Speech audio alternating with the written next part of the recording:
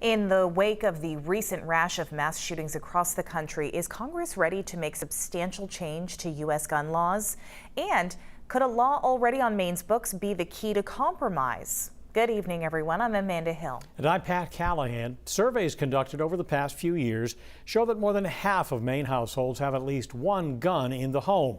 Yet, we are the only state that gives police the ability to take guns away from someone deemed a danger to themselves or others.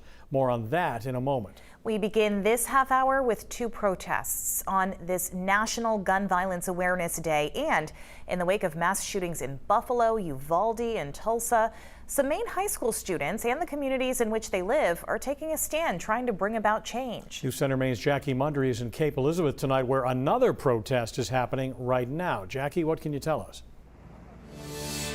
Pat and Amanda, here at Cape Elizabeth, members of the community are rallying in front of the high school. There are about 24 people listening to speakers. There's a little bit of music. And as you mentioned, this all comes in the wake of mass shootings and dozens of Americans being killed by gun violence over the last month or so, including the shooting at a Uvalde elementary school, killing 21 people.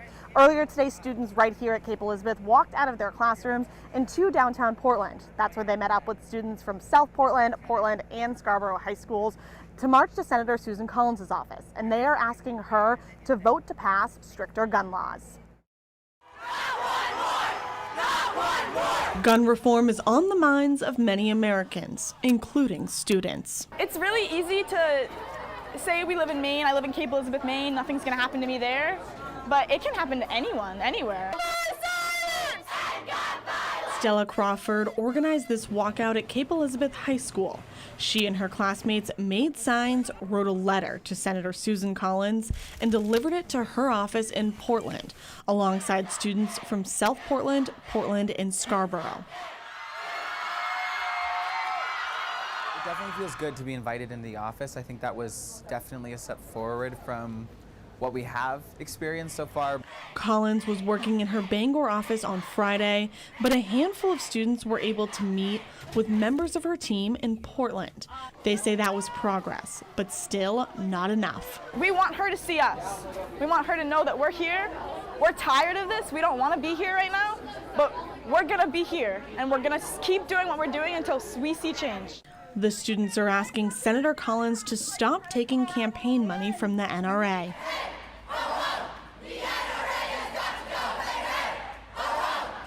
According to the Federal Elections Commission, Senator Collins has not taken money from the NRA for a decade.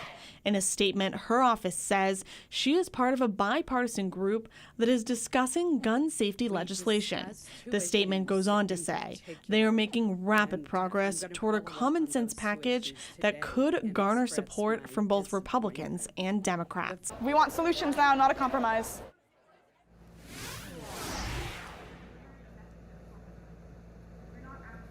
We spoke to organizers at this evening's protest. One of them is a parent and also a teacher at the elementary school here in Cape Elizabeth, and she says she's tired of having to have these conversations with her children who are students here in town and explain to them, how to stay safe and things like that.